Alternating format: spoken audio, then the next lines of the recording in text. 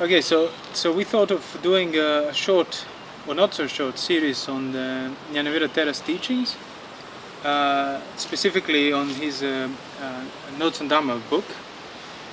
And Venerable Panyaratana is behind the camera, so he's going to ask some questions that are usually what people ask us about Nanavira, starting from preface and then going through different notes of that book. So also, if the viewers have any questions about Nanavira teachings regarding this particular series, they can ask in the comment section, and then we can probably include it in some future videos.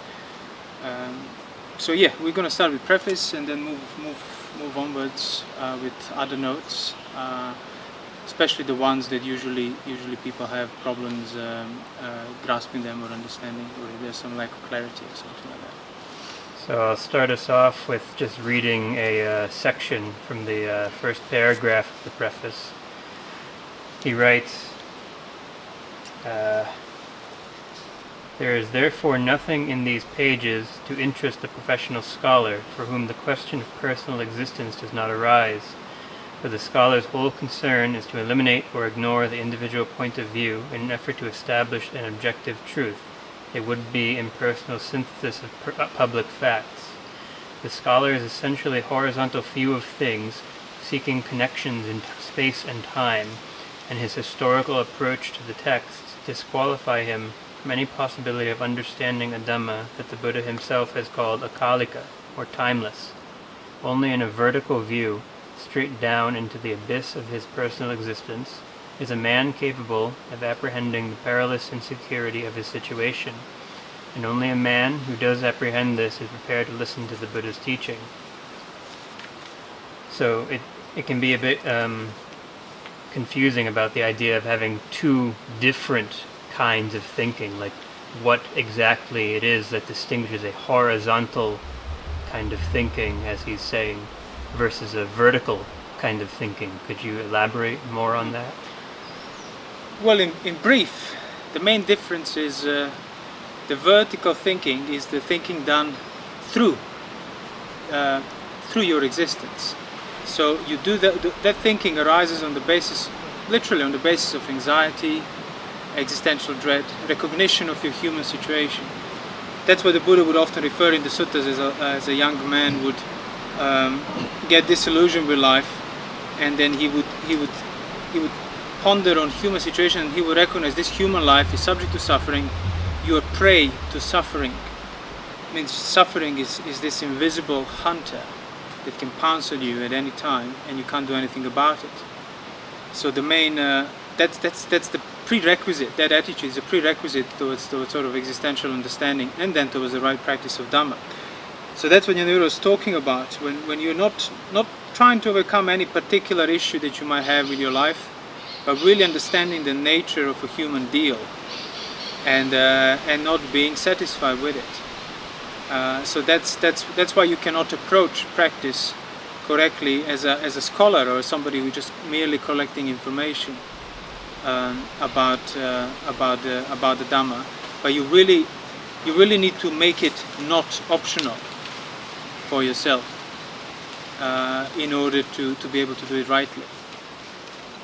So that's what he meant, because often people will approach the suttas, approach the study mostly for the scholarly value, as in collecting the data, collecting information, drawing the parallels in time and space, and the sort of rationalizing it, but not really approaching it on the basis of that personal necessity of practice, in which case it's not optional anymore, and you really need to understand what the Buddha was teaching in order to be free from the existential peril. So what is it about this vertical view that also makes it the timeless view, as opposed to the horizontal one that's looking at connections in space-time? Well, it's, as the Buddha said, the suffering has a presently arisen cause of craving, which means that the freedom from suffering, freedom from possibility to suffer, which is a suffering in itself, is to be found in the present moment, but not in that kind of contemporary mystified notion of just being the present, but in understanding that pertains to the present moment, as in understanding the cause of that suffering that's here presently, simultaneously arisen with that suffering. So that's what Nanavira Thera described as a vertical view into your own being, as opposed to that horizontal view of you assuming or rationalizing before and after and in between and left or right. No, seeing presently arisen suffering, simultaneously through that you see presently arisen craving, and you know that with the absence of that craving, suffering cannot stand even for a second longer. And that's why to be known individually, as in vertically, personally, by the wise. Dhamma that's timeless in that sense. It does not involve a passage of time. That direct insight doesn't involve it. People in the modern day, like neuroscientists and psychologists and stuff, they also try and study suffering, maybe apply their fields to the Buddha's teaching.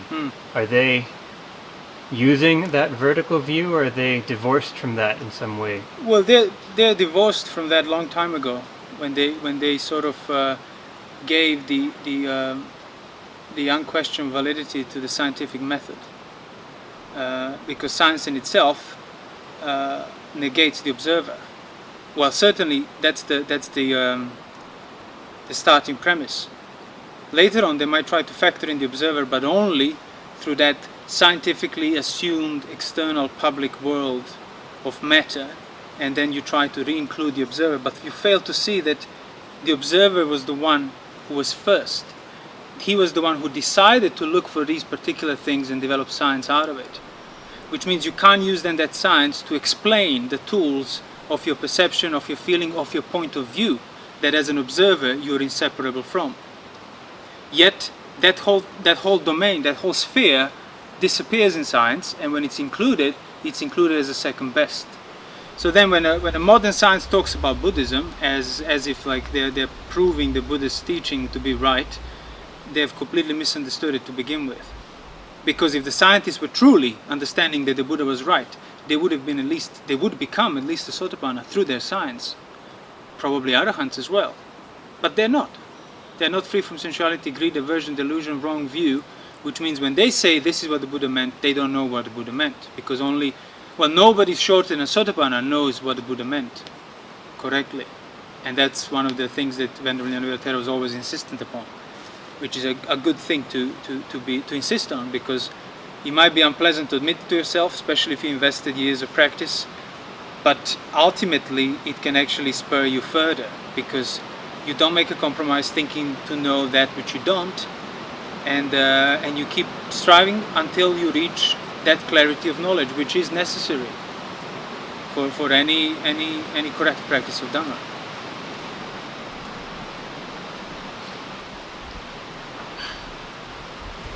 Okay, I'll start reading now. So, going for the next part to page 12 of the Roman numeral 12 of the preface. It starts, existential philosophies, then, insist upon asking questions about self and the world, taking care at the same time to insist that they are unanswerable. Beyond this point of frustration, these philosophies cannot go.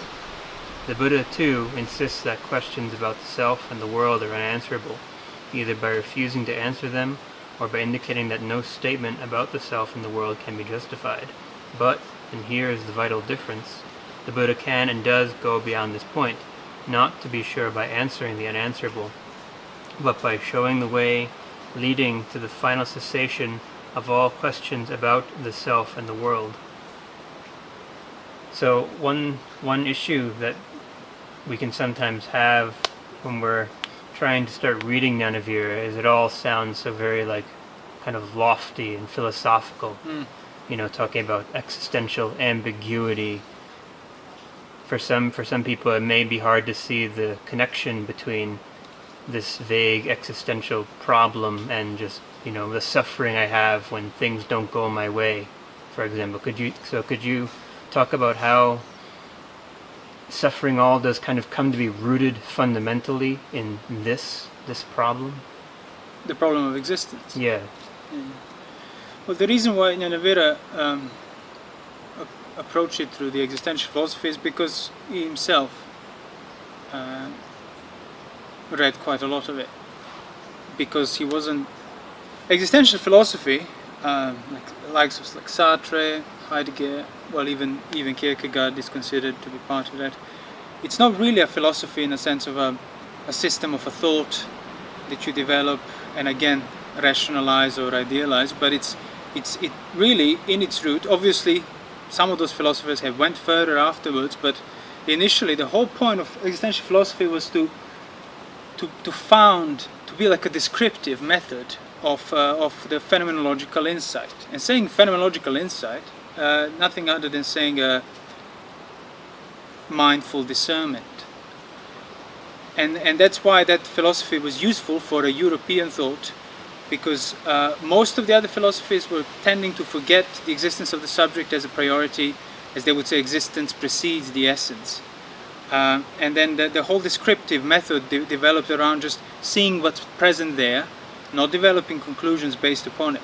So that's when Nanavira picked that up as a starting point for a Puthujjana, because that's the most you can get as a Puthujjana, to clarify the issue of your situation. As Heidegger described, in the heart of every human situation is concern. It's fundamentally rooted upon concern. That's the most primordial aspect of human being, concern, and that's nothing other than dukkha in itself. You're not specifically concerned about this or that, just a general, vague, ambiguous uneasiness, lack of easiness, lack of ease, and that's what dukkha means. It means absence of ease. So that's why that he would use existential philosophy to relate to the reader, because that was his background, obviously, and also because it would require the person who writes it to have some sort of, well, at least a degree of that self-awareness of their own existence, which means they won't be coming from some like a mystical point of view, some devotional inspiration and wanting to have, the ecstasies of meditation, like how they used to translate the jhanas and so on. So many people still have those residues of those notions as it is some transcendental projection through the Buddhist practice in some new astral realm of arahantship and similar, but it isn't. It's just freeing you from yourself, literally. Freeing you from greed, aversion, delusion, freeing you from unwholesome. That's what Nibbana is.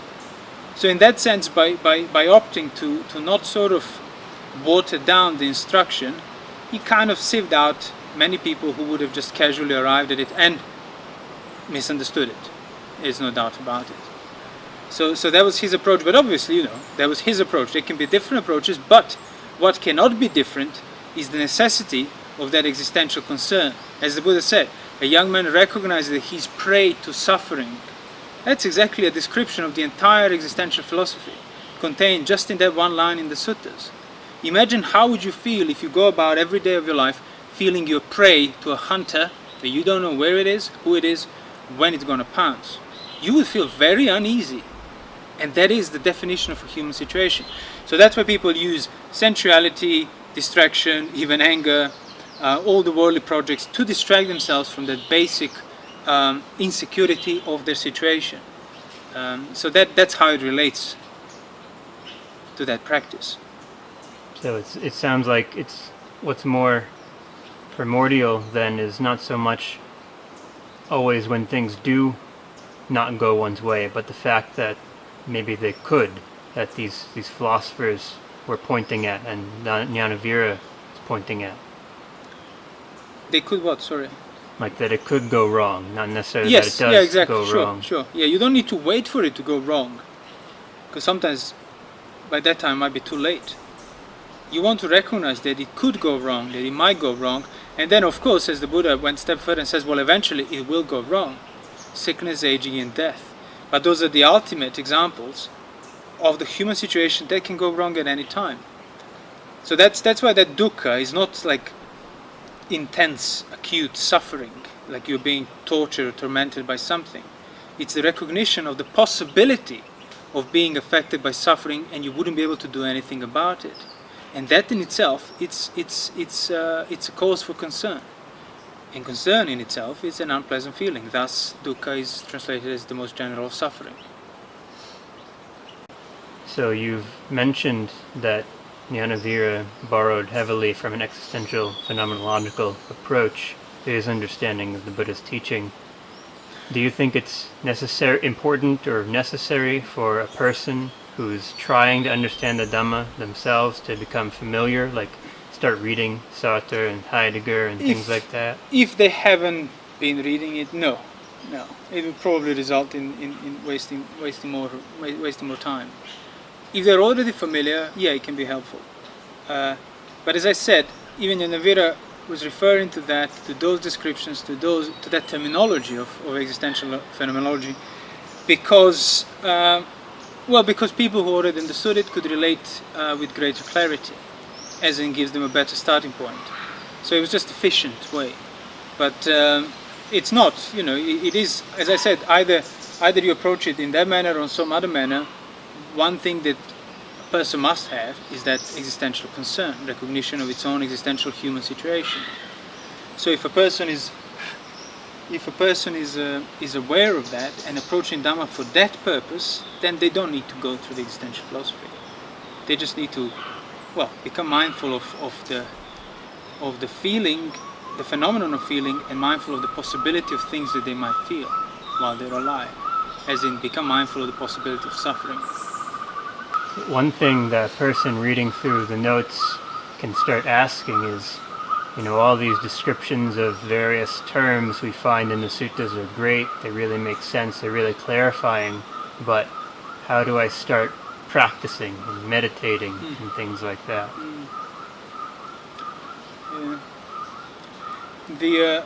The suttas are so general, because it's been a long time ago, and the way of that oral transmission means now they're very condensed in meaning and very general in instruction, which means people can come from literally diametrically opposed angles and read the same sutta differently.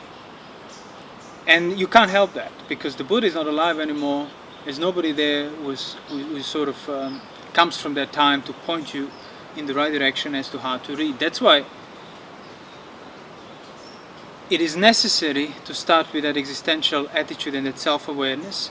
Because of that, you won't be able to go too wrong in your misreading of the suttas, which inevitably everybody starts by misreading them. And then you will realize, you can interpret it like this, you can interpret it like this, and you can interpret it like this. But which one of those ways that you can interpret it really pertains to that existential suffering? That becomes your criteria for practice. So that's why it's important to develop that, which is quite unpleasant, often results in anxiety and sense of dread. Because otherwise a person would be sort of overly committing to a view, and then they would be reading the suttas from that point of view and then defending it and so on, and not really applying it to that existential basis. And is there a I guess I was trying to ask, is there like a specific method or technique by which one does apply it to that place? Most certainly not. No. If it were, the Buddha would have spoke about it. And the closest to method or technique is what the suttas tell us. Be restrained by the precepts. See the danger in the slightest fault. Be moderate in eating. Spend your days being mindful and wakeful. As in, don't give in to distraction, don't give in to careless thoughts. That will in itself result in calmness, tranquility, that can then result in seeing things clearly and knowing exactly what you need to abandon, as in the unwholesome thoughts. Thoughts that are rooted in greed, aversion, delusion, they're rooted in distraction and desire and craving. But there is a tendency, obviously, that's what I mean. If a person does not have that individual, personal, vertical criteria of existential angst and suffering and possibility to suffer, it will be easy then to just give in to a promised method or a mechanical technique that can then result, you hope to result in liberation. But really, the only way you can liberate yourself is to come to grips with your own existence, bhava, and see that you're responsible for upholding it, and then undo it. That's why Nanavira Thera was often talking about undoing things. So the closest to a method that can result in understanding that you can come is to say you have to keep trying to understand. That's it. I can't tell you do this, do this, do this, and then that will automatically result in understanding, because understanding is when you understood based on the given data and information. So you inform yourself through Nanavira, through the suttas, and using the personal criteria of being liable to suffering, because if you understood things correctly, that liability to suffering should be diminishing, and you will see it directly. That's why Sotapanna, somebody who has reached that first stage, knows exactly what suffering is, what origin of suffering is, what cessation of it is, and what to do to develop that cessation. He's not guessing anymore, he has a direct knowledge into that. So to reiterate then, for one who's trying to develop this proper attitude and is trying to undertake a study of the suttas and the notes on Dhamma, what is then is the proper place of these notes in that pursuit? Well, the notes are sort of well, first of all, they need to live restrained by the precepts, depending on how far they want to go in their understanding, either 5 but ideally 8 precepts, which means whether you are reading the notes or reading the suttas, if you don't have the basic virtue being developed, maintained through your practice of mindfulness and samadhi that comes out of it, no amount of understanding will take place. It will all be in the abstract scholastic theory.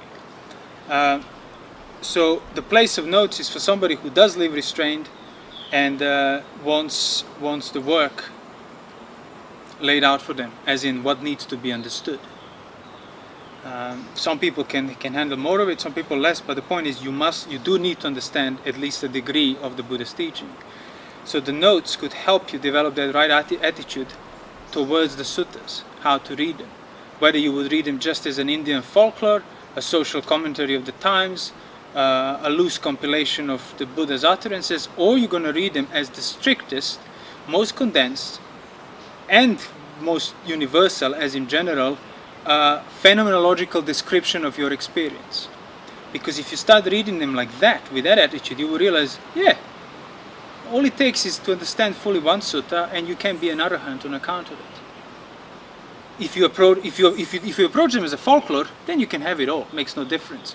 But if you approach them actually as a direct description of something that's universally present in every human experience, means then that you need to see it in order to understand that sutta. So that was one of the examples that really kind of, I didn't realize that, because when I was a layman I was reading the suttas and I found them useful, but I didn't quite understand, well, their extent of their importance, until I came across Nanavira, but by that time I was reading lots of Sartre, Heidegger and other philosophy, being in time, being in nothingness. So I could read philosophy and I had no trouble following it, and I was quite familiar with it. So there was one bit when Nanavira mentioned, he gives this entire quote from Sartre or Heidegger, maybe the entire page, about the human situation and so on, about the senses and sense perception. And I remember I read that quote many times, so it felt like, oh yeah, this is very useful. And then he says, or for example, as the Buddha would say, so he compares what this, like pages of this philosophy said, compares, and it was just like one line from the suttas that I read many times, but it never occurred to me to read it in such a heavily condensed manner, to give it that kind of importance. But then I realized, well, actually, I should be giving it that kind of importance, because that's how people at the end of a discourse by the Buddha would have become arahants, or at least sotapannas. And then we read it today and we wonder why is nothing happening to me. It's because you're not reading it rightly. If you approach every single line to be condensed with meaning, not in that scholastic sort of investigation of the information and connections with other passages and so on, but genuinely just what it actually is, what is describing it phenomenologically, what is being described by it phenomenologically, as in presently, right here, right now. And if you approach it like that, then you realize, yeah, one sutta fully understood can certainly result in the right view. As I just gave the example, like when the Buddha, I mean, many of us would have just read over that line when the Buddha says, a young man feels he's prey to suffering, subject to suffering, so he goes forth into homeless life. Oh yeah, of course, yeah. But if you stop and think about it, Just those 2 words, pray, 3 words, pray to suffering, contains the entire existential philosophy. Volumes and volumes of work, centuries of phenomenological development. It's all in that attitude. That's all the existential philosophy is concerned about. Experiencing concern in regard to the basic nature of your existence. Yet the Buddha just included in the first line of every other sutta. But then you realize, hold on. So if I read the rest of this sutta, I have to have that attitude then. Because he would go further. That man who feels he's a prey to suffering goes into homeless life, finds a teaching, applies himself, and then becomes an arahant. But that's what I mean. So you can say, no, it was just a social commentary, and you can't debate that because there is no proof in between, or a living person can say, no, you're right, you're wrong. But then you ask yourself, well, why do you practice? Is it because some sort of cultural enrichment or gathering data or scholastic development, or is it for freedom from suffering? Then you recognize that, well, scholastic understanding, social understanding, no matter how vast the net of your connection develops, does not free you from suffering. But phenomenologically understanding the presently arisen cause of the presently arisen suffering does free you from, and then you can decide yourself how you want to read the suttas.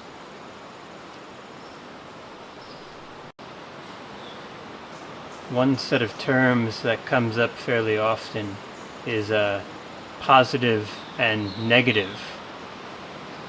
There's footnote letter N, which describes a brief quote from Soren Kierkegaard regarding the negative thinking. It says, precisely because the negative is present in existence and present everywhere, for existence is a constant process of becoming, it is necessary to become aware of its presence continuously as the only safeguard against it.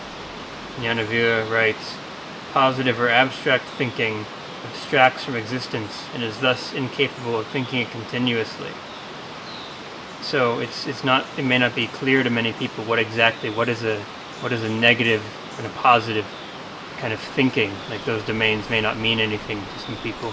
Well, in simple terms, a negative thinker is a thinker who is aware of his own situation while thinking. He doesn't abstract the content of his thoughts from the situation, which is why it's called abstraction. So he remains aware of the background, the necessary basis for his whatever engagement might be. So that's why the negative thinker is in that it's negative in relation to the positive content of his particular thought. So he's kind of like aware of the background of his act of thinking or speaking or doing things by body, aware of the peripheral. That's exactly where in the suttas, that's exactly where the development of mind comes down to. Practice of samadhi, practice of jhanas. Developing the sphere of that peripheral.